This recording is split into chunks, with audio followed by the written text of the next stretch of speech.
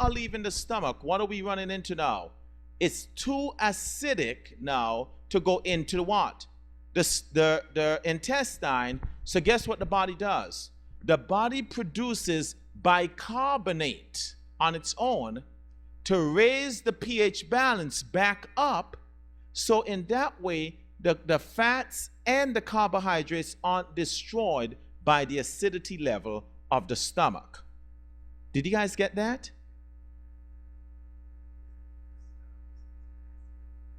Well, again, it all depends on what's being digested, the level of acidity level of the stomach. But yes, the stomach do have acids in there. And one of the acid is hydrochloric acid.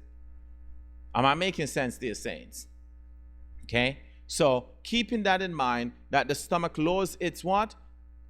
The pH balance to 3.35 for what? Plant-based what?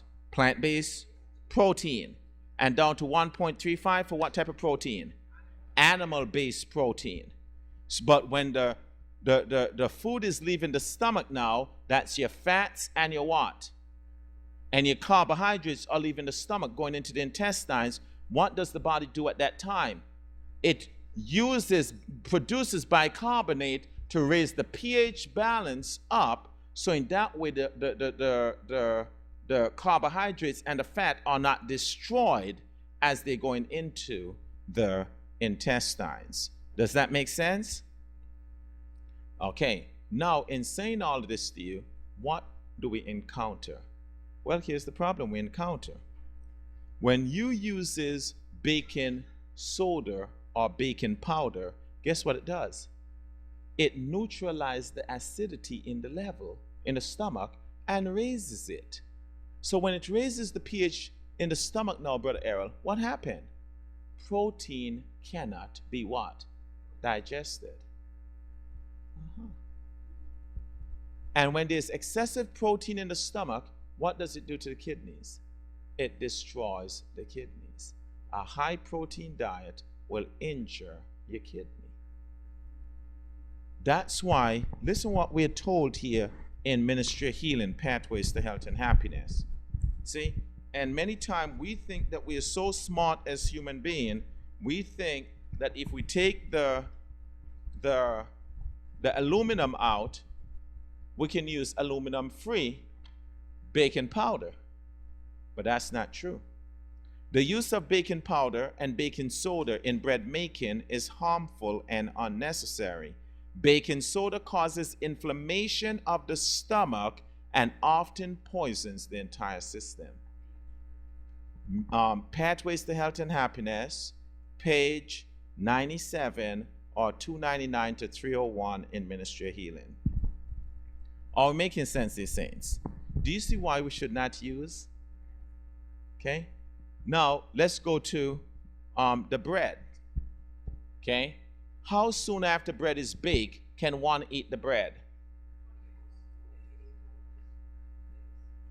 2 days, 48 hours. I'll tell you guys the amazing thing. In Georgia, I remember going to the farmer's market with my next door neighbor, right? And my next door neighbor went in. He's from Jamaica, and he buy all the fresh bread. Man, his bill high to the roof. I'm looking for all the stale bread. My bread 50% off, 30% off. And I felt so bad when I look over in his cart. I said, look, brother so-and-so, boy, don't use that, no man. You gotta wait until the yeast germ is destroyed before you eat it. Because when the yeast germ is destroyed, the yeast does not continue to grow in your stomach. You ever wonder why there's so many big belly Christians?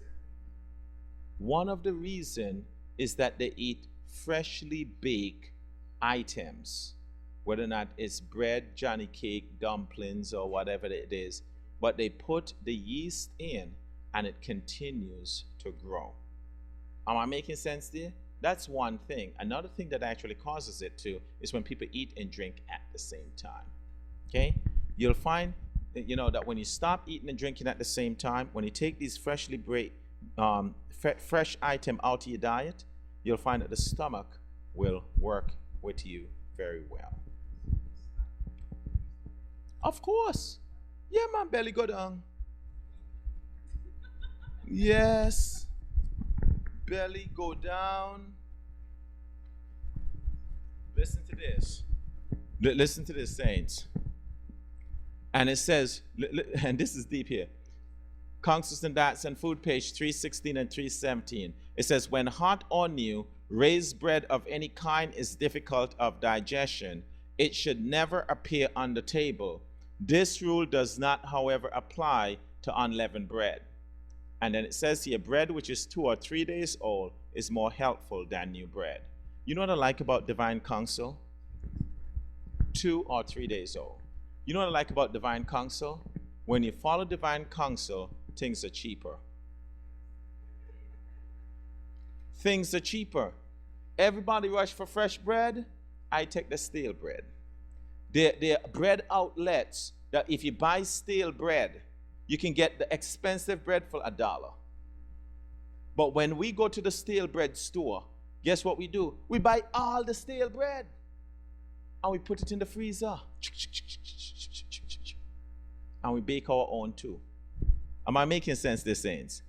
And then when it's time to eat, we just take it out the freezer, slice at a time, and then use it. You know? And we reheat it. Yes, please.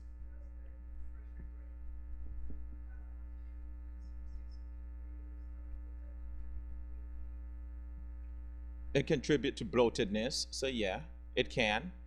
It can, because it will cause bloatedness. It will cause expansion. It will cause bloatedness. Yes, Elder. You know, Elder Daly wanted us to clarify. Stale bread does not mean moldy bread. Amen? Stale bread means basically a bread that is a couple days old where the yeast germ is destroyed. Does that make sense, saints? Amen? Yes, please.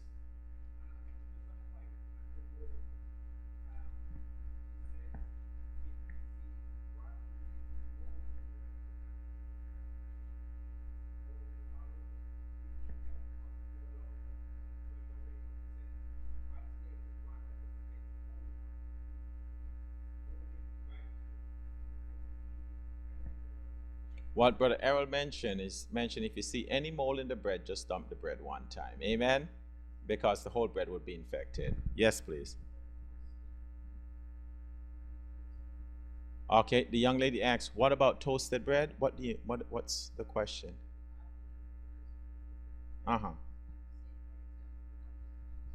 Yeah, man, toast it. Toast, excellent. As a matter of fact, do you know the healthiest part of the bread is the top? The top of the bread is the healthiest part.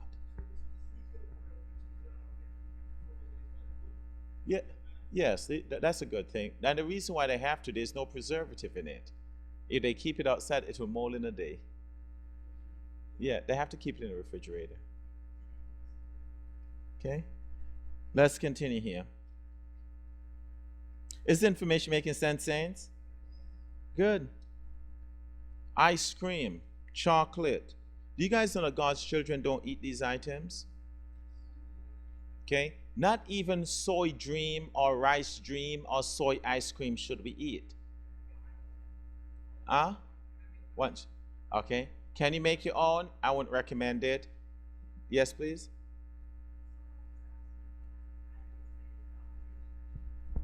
Okay. Okay. Well, soy milk isn't really milk. The young lady mentioned why shouldn't one eat it? She mentioned the combination of sugar and milk. That will apply to the animal milk, but the principle that we're actually teaching on this one is temperature. Listen to the principle. Wrong conditions of eating. It says here food should not be eaten very hot or very cold. If food is cold, the vital force of the stomach is drawn upon in order to warm it before digestion can take place. Cold drinks are injurious for the same reason, while the free use of hot drinks is debilitating. Do you know that you shouldn't even be drinking tea loosely, the way we drink it, you know, the way people drink the teas loosely, it weakens the body's immune system. But I want to read something here concerning the ice cream. And let's see here, milk and sugar. It goes back to what the young lady actually said now about milk and sugar combination. And if you read the statement, it is so deep in terms of milk and sugar. Listen to what the statement says here. The animal creation is disease. We know that, right? We know that as man rebelled against the holy God, the animals rebelled against mankind. Do you know that all animals used to be vegetarian? Do you know that mankind at one time never ate vegetables? Vegetables belong to who? The animals. It's after the flood, Genesis 3:18, is when vegetables was given to mankind to eat. Now listen to this. Flesh meats are disease. Listen to how deep this teaching is. Why you should avoid ice cream. Could we know that animals were in perfect health? Saints, this is deep. Starting off telling you that flesh meat are diseased. The animal creation is disease. And then listen to this, listen to what's being said now. Could we know, this is page 330, article 533. Could we know that animals were in perfect health? I would recommend that people eat flesh meats sooner than large quantities of milk and sugar. It would not do the injury that milk and sugar do. Sugar clogs the system. It hinders the working of the living machinery. Especially harmful are the custards and puddings in which milk, eggs, and sugar are the chief ingredients. See, as a child growing up, we used to have to make our own custard. You know, put our hand on that thing there, boy. Making the ice cream, boy. How many guys have made ice cream before the old time way? Okay, amen. So when we see custard and so, we understand what that means. Am I making sense there? Especially harmful. Especially harmful. Am I making sense there? Oh, blessed be the name of the Lord.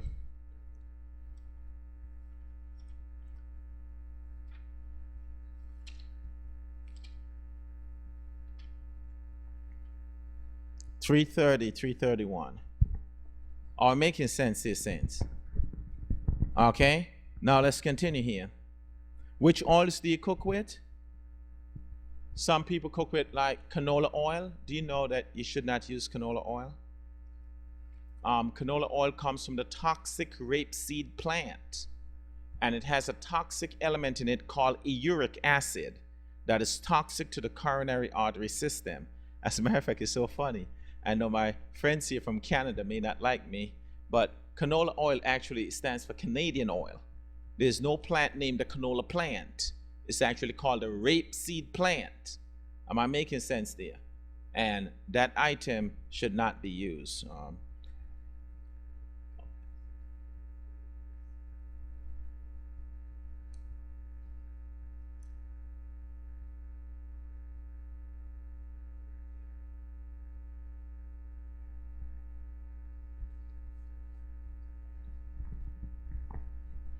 Young lady from Canada said, she said that the invention of the plant was originally invented as an oil lubricant, but after the war they had it in such abundance that they decided to change the name and put it out there and market it so that they can sell it. As a matter of fact, do you know at one time they mislabeled it, and thousands upon thousands of people were poisoned as a result of the mislabeling. As a matter of fact, let me see if I can find the article here. Let's see here. Yep. Canola oil has a very bad reputation in Spain due to the massive poisoning from the consumption of canola oil destined for industrial uses. Okay? Yes, please.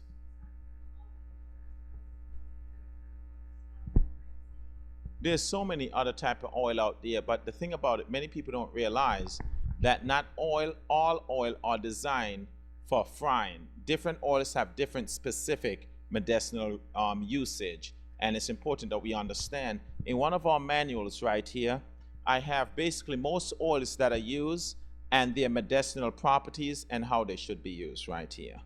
Okay? So